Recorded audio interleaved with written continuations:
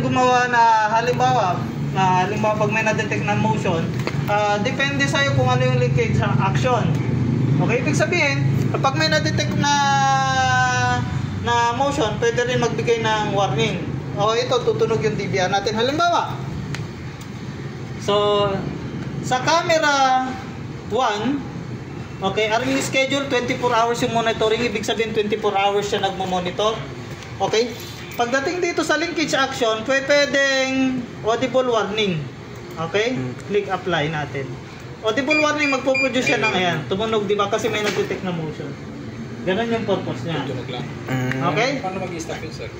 Pag wala nang ano? Pag ito, dire-diretso tutunog yan. Pero may interval. Halimbawa, tumunog ngayon, mamaya tutunog naman ulit yan. Paano yun, sir? Hindi nagre-record. Nagre-record siya kasi may nadedetect na motion. Sound lang. Sir, pwede yung i-connect sa cellphone yan. Kunyari, nasa bahay kayo na Pwede. para ibig sabihin pag tumanog yung cellphone mo, mayroong gumagalaw doon sa bahay mo na. Pwede. So pwede naman nga sa email eh. Tingnan natin. Punta tayo sa event. Dito sa normal event. Linkage action. Ito pwede. Send email, ganon. Pwede. Okay. So ito naman video tampering. Ang ibig sabihin nito, kapag tinakpan mo yung camera, ang mangyayari dyan is depende sa linkage action kung anong gagawin, anong mangyayari. Tingnan mo, tumunog lang naman. Ibig sabihin may nadedetect na motion. Yun yung interval niya. Mula kanina hanggang ngayon. Dire-diretso yan. Hanggat hindi mo tinatanggal. Tutunog lang, tutunog yan. So yung video tampering, halimbawa sa camera 1, video tampering natin, yung sensitivity niya, i-adjust natin to sa maximum. Okay, arming schedule, ilagay natin sa 24 hours monitoring, lahat yan. Tapos, linkage action, lagay natin sa audible warning. Isa lang ba yung pipilin dyan, sir, o pwedeng lahat? Pwedeng lahat. Lahat ng camera mo. Hindi, I mean, sir, yung pwede ito, pwede yan. Pwede yan, pwede lahat yan. Okay. Pwede lahat yan. Halimbawa, ayan no, click apply. Saan yung camera 1 natin? So, yung camera 1 natin ay ito ata. Yeah. Tamper. Yung tamper ito. Yung isa ata. Video tampering. Pero merong interval kasi hindi pa katutunog lang. Ayun. Ha? Ayun yung video tampering. Yung video loss naman, punta ka sa configuration, ibig sabihin nun. So yung video loss, ito, halimbawa video loss, no? So 24 hours yung monitoring yan. Linkage action, kung gusto mo linkage action, audible warning. So ang tutunog naman dito yung DVR. Click apply, balik tayo dito. So mangyayari niyan kapag halimbawa nagkaroon ng loose connection, tutunog to. Pero may interval din yan. Okay, di ba kakatunog lang naman.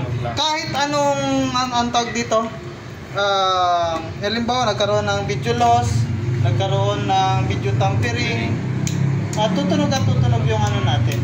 Okay?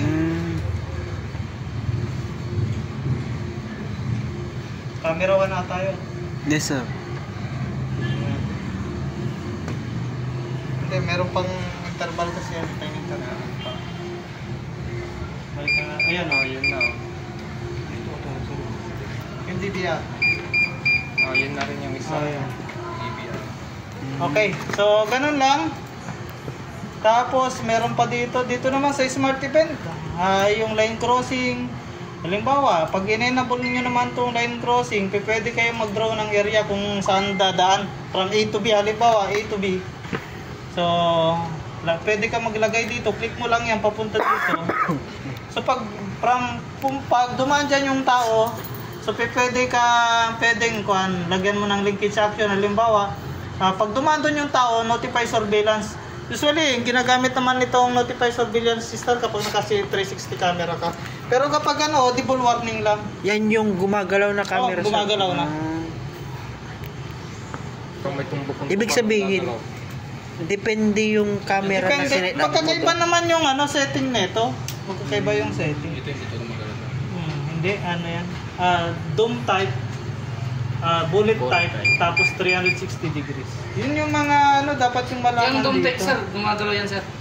Hindi, fix yan. Depende kung galawin mo lang. Kung saan mo iharap. Tingnan mo yung tutok.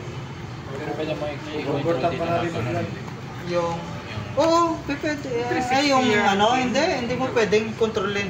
Pero pag yung 360, pwede mong kontrolin. Meron